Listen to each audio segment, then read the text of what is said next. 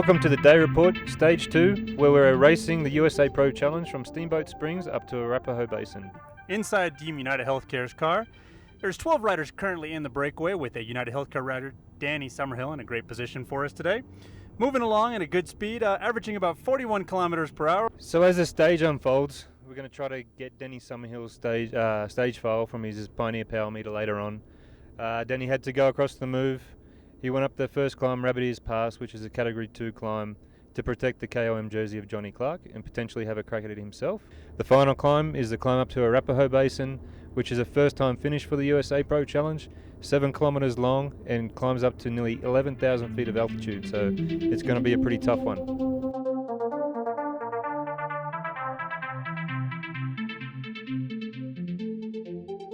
The stage is just finished and we're up here at Arapahoe Basin at an altitude of over 10,800 feet.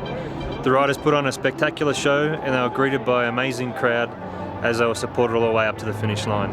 United Healthcare's Johnny Clark, the rider that we featured in yesterday's story, managed to ride excellently again today and finished in the top 5, we believe. We'll confirm that later. We'll also try to grab Danny Summerhill's Pioneer Power Meter file and we'll analyse his day that he had out there in the breakaway today. So post stage 2, we're up in Copper Mountain where the stage 3 is going to start tomorrow morning. I'm here with Danny Summerhill, who was in the break today.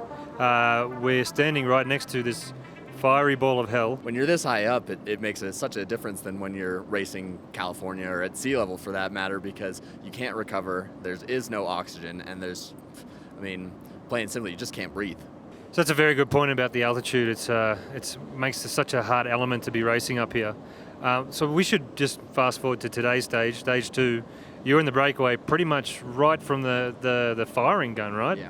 Yeah, I scared the commissaires a little bit because I was rolling up the back of them at the kilometer zero sign. They weren't sure yet if they wanted to actually drop the green flag. But when I racing in Colorado, I get this extra at least 10% motivation to just do as best as I can. And my plan was to make the breakaway, and I made it.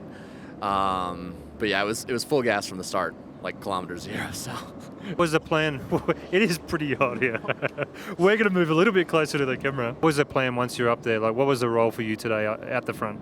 I did. It was really, we were waiting to see how it was going to shake out because Carson Miller from the day earlier got a couple points, so I knew he'd be going for the KOM. And before the race started, I wanted to get the KOM jersey, and it was a matter of who else was firing to get a few extra points today, which obviously Will Routley was. But that was the game plan, keep the pressure off of our boys so that Yanni and Johnny could have a smooth sail into a basin. Monitoring and gauging your efforts this high up is crucial. You could do 10 times more at sea level, but here you have to be so much more conscientious of all that data. Like you said, heart rate. If your heart rate is 2 beats higher here than it would be at sea level, that's the difference between going into the red and not being able to come back and just blowing sky high, or making the group. So you've got your Pioneer cycle computer in front of you on your bike.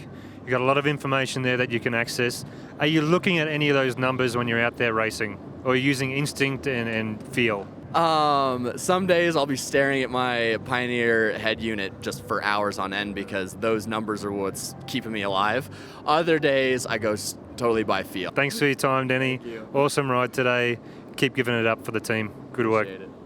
So we have just finished catching up with Danny Summerhill, where he explained today his sensations throughout the race, which is always a very important piece of the puzzle. That qualitative experience from the athlete out there is a very necessary part of putting all this together. So he's given us access to his Pioneer Power file, and here we're going to delve in deeper and analyse it.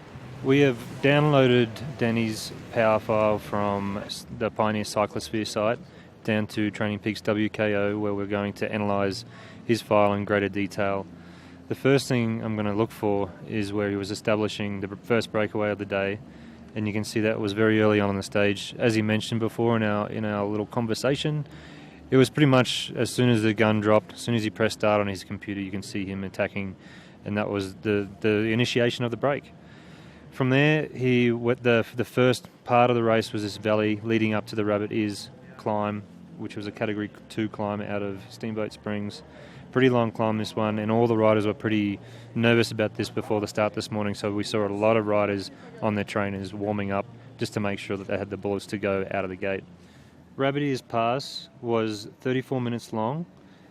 During this time, Denny averaged 351 watts, and he was climbing up to an altitude of 9,300 feet, which is quite amazing thinking about the fact that he's really going to be losing about 10% of his physiological capacities at those altitudes.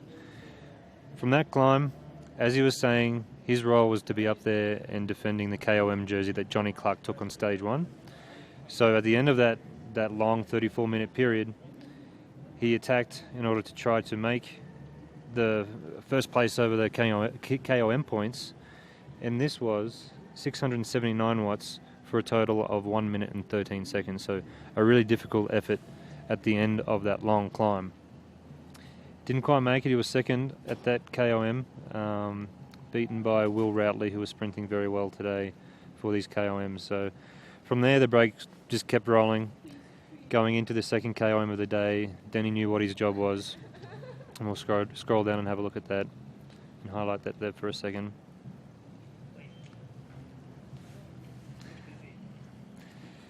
So coming into the second KOM, it was a little bit rolly coming into that, as we can see with our elevation profiles here. And as we're looking at the yellow line, he averaged 3.5 minutes at 394 watts, just in the lead up to the second KOM before the sprint for that line actually started. Once again, he was beaten into second place, but he tried, he had a go at it, and he did 23 seconds at 684 watts.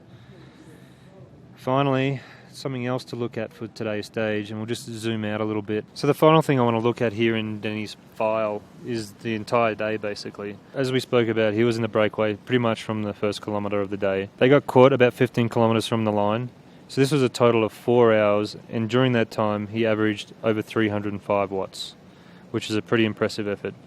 This equated to 4,500 kilojoules on the day, so Denny had a big day out there and put a big effort in for his team, and I'm sure they appreciated it. And it's great to see that Johnny Clark, who we featured yesterday, had a great finish and finished 4th on today's stage, and is looking good for a great overall position later on this week.